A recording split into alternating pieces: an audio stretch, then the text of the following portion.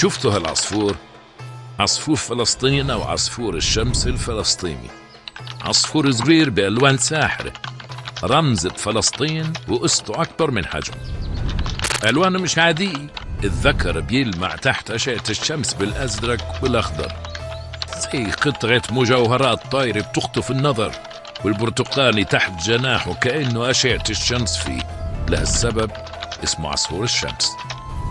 هاد مارك حاولوا يغيروا اسمه عشان يلغوا هويته الفلسطينية، بس بيقدروش، لأنه اسم هالعصفور علمي واتسجل بفلسطين من البداية، وغصب وجهر راح يضل رمز حامل اسم فلسطين.